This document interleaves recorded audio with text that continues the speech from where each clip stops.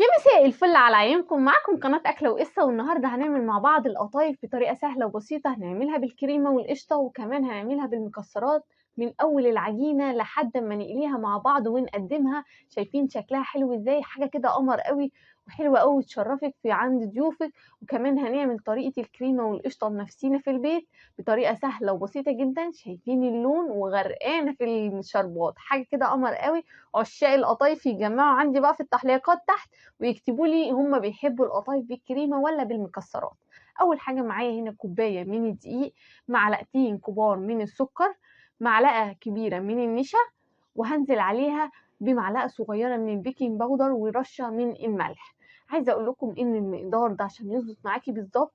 طبعا هو على حسب كل نوع دقيق، ممكن تزودي الميه بالتدريج.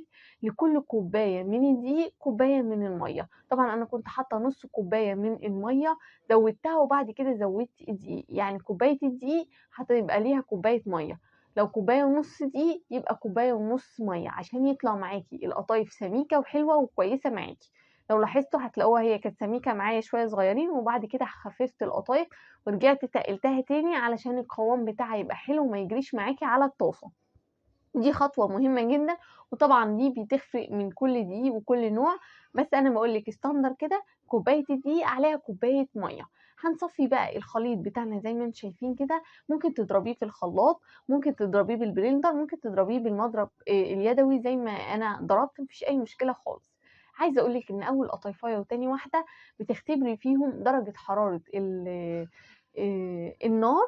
مهم قوي ان انت تحطي القطايف على آه، طاسة ما تكونش بتلزق، وتستني عليها لحد ما اللون يختفي خالص تماما بتاع العجين. بتاخد لون كده ايه، زي ما بنقولوا كده ايه، لون غامق شوية. يعني هي في العجين بتبقى لونها ابيض، هتلاقيها اصفرت شوية صغيرين شايفين، وبتبقى تتمني فقاقيع فقاقيع فقاقيع. هو ده اللون اللي احنا عايزينه. اول ما تنشف معانا على طول بنطلعها. شايفين اللون حلو ازاي من الظهر ومن الوش. المهم قوي ان انت بين كل واحدة والتانية من القطايف بنمسح الطاسة بتاعتنا، بنكون مجهزين فوطة نظيفة نحط القطايف عليها ونغطيها بفوطة تانية علشان خاطر ما تنشفش معاكي ولا تبوظ.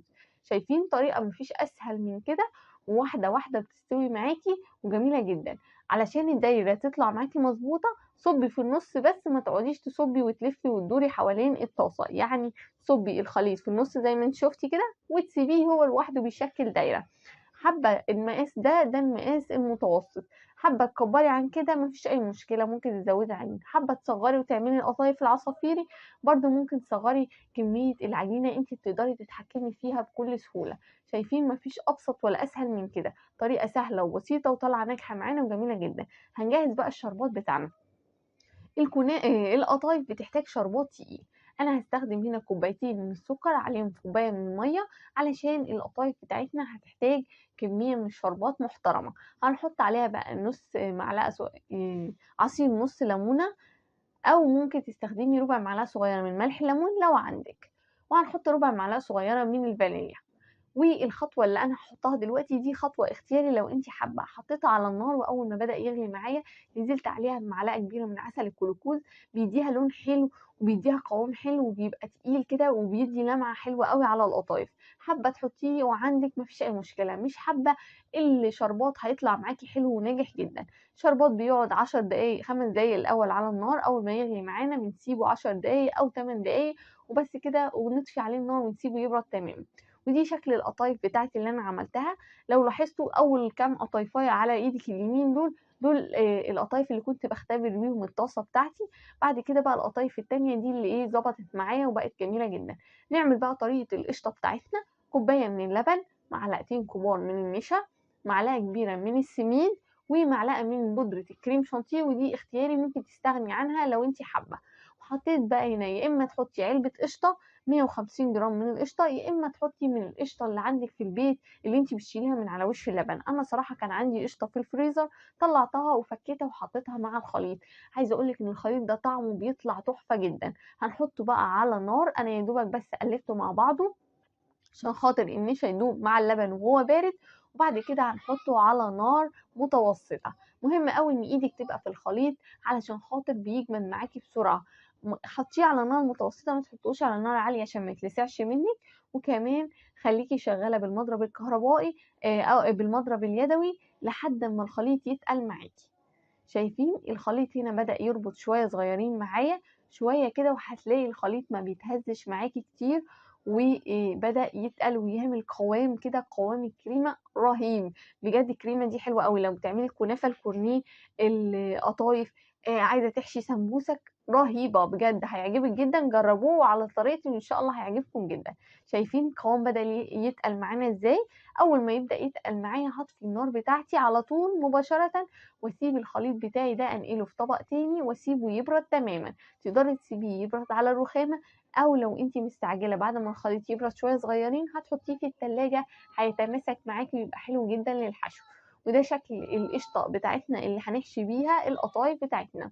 طبعا في حشوة تانية لعشاق القطايف بالمكسرات، هنحشي بالسوداني وشوية من جوز الهند. حابة تزودي زبيب مفيش أي مشكلة، مش حابة هنكتفي بيه سوداني وشوية من جوز الهند. طبعا علشان خاطر الحشوة بتاعتي تتماسك مع القطايف وتدوب في بقك دوبان، وتلاقي القطايف لما تفتحيها كده ما بتتفرطش منها الحشوة، حطي عليها معلقتين كبار من الشربات اللي احنا جهزناه، هتلاقي الحشوة بتاعتك متماسكة كده مع القطايف وجميلة جدا. زي ما انتم شايفين طريقة مفيش أسهل من كده. هنجيب بقى القطايف الحلوة بتاعتنا ونبدأ نحشيها مع بعضينا. شايفين شكلها ازاي حلوة وجميلة جدا. هنبدأ نحشي معلقة صغيرة ونقفلها ونغطيها بأي فوطة عندنا. مهم قوي إن القطايف تغطيها عشان القطايف كده عجينة رقيقة، لو سبتيها كده من غير ما تتغطى هتلاقيها نشفت معاكي، بتتقطع، ما بتتنيش كويس، مش هترضى تقفل معاكي. مهم قوي كل الخطوات بتاعتك ان انت تعملي القطايف وتغطيها، تحشيها وتغطيها. لو انت حابة في الخطوة اللي احنا فيها دي تحتفظي بالقطايف دي، ممكن تحتفظي بيها في اي طبق وتحطيها في الفريزر. اول ما يبدأ يجمد معاكي تطلعيهم، بس تكوني رصاهم متفرقين. اول ما يطلع معاكي تعبيهم في اكياس وتحطيهم في التلاجة تاني او في الفريزر، وتقدري تطلعيهم على القلي مباشرة زي البطاطس اللي احنا بنجيبها جاهزة من بره. هتبقى سهلة وسريعة، يعني تقدري تجهزيها مثلا من بالليل وتقليها في اي وقت. دي بقى القطايف اللي احنا هنحشيها كريمة او هنحشيها قشطة. بنقفلها يعني يا دوبك نصها، ونسيب كده البق بتاعنا كده ايه مفتوح علشان خاطر نقليها. في ناس كتير بتحب تعمل القطايف بالقشطة زي ما هي كده، تكتفي بالسوى اللي احنا سويناه في عجينة القطايف. بيتهيألي الأردنيين والفلسطينيين بيحبوها بالطريقة دي. اكتبوا لي بقى تحت في التعليقات مين بيحب القطايف اللي هي بالقشطة بدون ما تتقلي في زيت. شايفين بقى انا هنا النهارده هقليها بزيت على سمنه. انا بحب القطايف قوي بالسمنه، بتطلع طعمها حلو قوي ومقرمشه وبتطلع لونها جميل جدا وذهبي، احلى بكتير من الزيت. يعني انا حاطه مثلا معلقتين كبار من السمنه وحط عليهم شويه صغيرين من الزيت، يا دوبك بس بخفف السمنه عشان ما تتحرقش معايا وعشان القطايف ما تتلسعش مني. زي ما انتم شايفين كده ده لون القطايف وشكلها. في ناس بتحب تطلعها بدرجه افتح من كده، زي ما تحبي اقليها، وزي ما عندك في البيت بيحبوا يقلوها. انا طلعتها بقى هسيبها تتصفى شويه صغيرين وبعد كده هحطها في الشربات بتاعي. هنحط بقى كمان القطايف اللي هي على شكل كونو دي اللي احنا هنحشيها قشطه. حابة تقليها زي ما تحبي، مش حابة تقليها حطي فيها القشطة زي ما هي كده. في ناس بتحبها مقلية وتقول ايه انا بحبها مقرمشة ومقلية وتكون شاربة الشربات. في ناس شايفة ان هي وهي نية بتبقى، يعني ما بتبقاش نية، هي السوا بتاعها بيبقى على النار كعجينة، بتبقى طعمها حلو. اكتبوا لي تحت في التعليقات مين البلدان اللي بتحب تاكل القطايف وهي نية كده وتحط عليها قشطة. زي ما انتم شايفين كده انا طلعت القطايف بتاعتي كلها. عندي الشربات برد، هنحط القطايف فيه وهي سخنة والشربات يكون بارد، وهنسيبه لمدة 10 دقايق لربع ساعة علشان خاطر يشرب من الشربات حلو. وبعد كده هنطلعه ونقدمه في طبق التقديم. دي بقى القطايف اللي احنا عايزين نحشيها كريمة. طبعا تقدري تزينيها بأي حاجة انت حباها. انا بحط شوية من الكريمة او من القشطة بتاعتي، واحط عليها حبة من الفستق الكداب، ممكن تحطي شوية من جوز الهند، ممكن تحطي حبة من السوداني. زيني زي ما تحبي والمتوفر عندك، بيطلع شكلها حلو قوي جميل جدا. ممكن كمان تحطي حبة من الشوكولاتة الفرنسية، هتطلع قمر قوي. زي ما انتم شايفين تعالوا اوريكم بقى الطبق بعد ما رصيته، شكله قمر قوي، وحطينا شويه من القشطه كده في النص. تقدري تقدميها بالمنظر ده، شكلها حلو جدا. تعالوا بقى كمان نشوف القطايف اللي بالمكسرات، حاجه قمر قوي ولونها جميل جدا، والقرمشه بتاعتها حلوه بجد خطيره. جربوا القطايف دي وهتعجبكم جدا. طريقتي سهله وبسيطه جدا. يا رب الفيديو يكون عجبكم. انتظروني في وصفات اخرى، ما تنسونيش في اللايك القمر. باي باي.